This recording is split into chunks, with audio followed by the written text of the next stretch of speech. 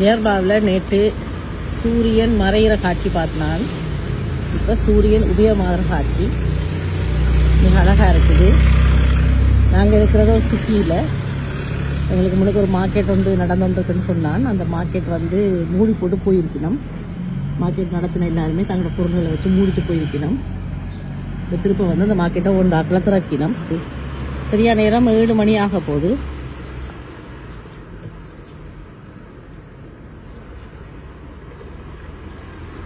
அது அழகான சூரிய உதயம் இது.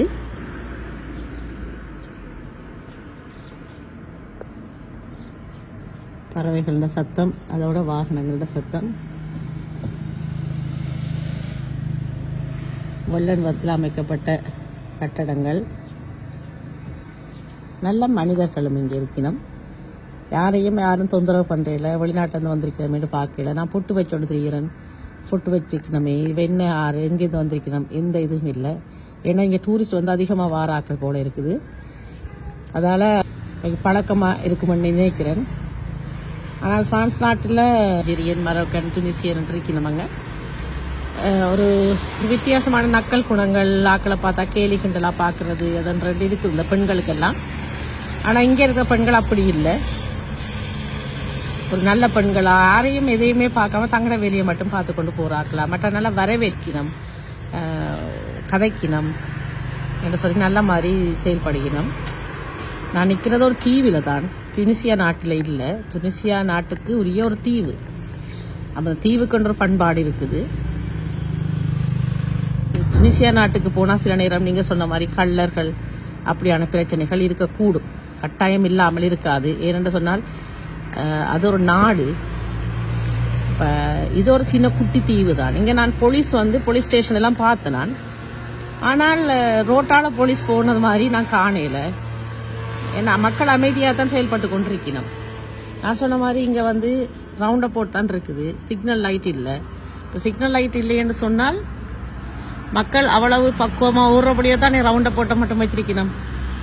நேற்று கொஞ்சம் கடினமாக இருந்தது எனக்கு ஓடுறதுக்கு. நிறைய வாகனங்கள். இன்றைக்கு ரம்ஜான் தொடங்குறதால வாகனங்கள் நிறைய கண்டன்ஸ். நேற்று தான் நிறைய வாகனங்களை நான் தெருவில் கண்டன். வீதிகளில் கொஞ்சம் கடினமாக இருந்தது ஓடுறதுக்கு வாகனங்களை. மற்றபடி ரூல்ஸ் எல்லாம் சரியாக தான் ஓடிக்கணும்.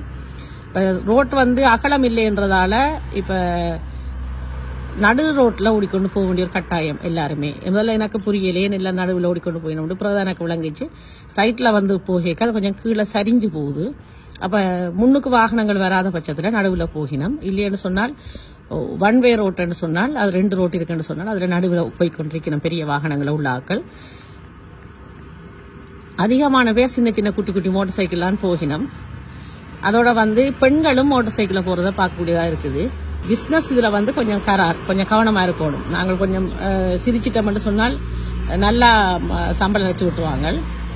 ஆனால் நேற்று மார்க்கெட்டுக்கு போனால் மார்க்கெட் இந்த மார்க்கெட்டுக்கு இந்த குட்டி மார்க்கெட்டுக்கு இது குட்டி மார்க்கெட்டுன்னா இது ஒரு இவெண்ட் மார்க்கெட். இந்த எல்லா மரக்கறிகள் விற்கிறது 300 சென்டிம், அதாவது கிட்டத்தட்ட ஒரு 30 சென்டிம் 40 சென்டிம் தான் எனக்கு அந்த பொருட்கள் தந்தவை. உருளைக்கிழங்கு, குடமிளகாய் எல்லாம் வாங்கினான், பேரிச்சம்பழம் எல்லாம்.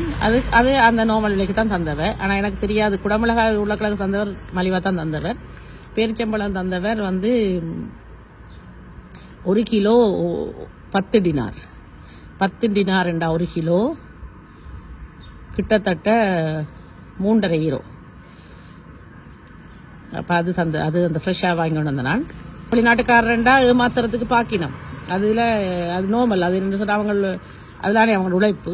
மற்றபடி நல்ல ஒரு சம்பிரதாயமான நல்ல சமுதாயமான மக்களாக இருக்கணும்.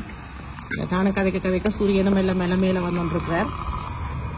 அவரை பார்த்தா நான் கதைச்சு கொண்டிருக்கிறேன். அது அழகான ஒரு சூரியோதயம். இன்றைய நாள் உங்களுக்கு நல்ல ஒரு நாளாக அமையட்டும். வாழ்த்துகள்.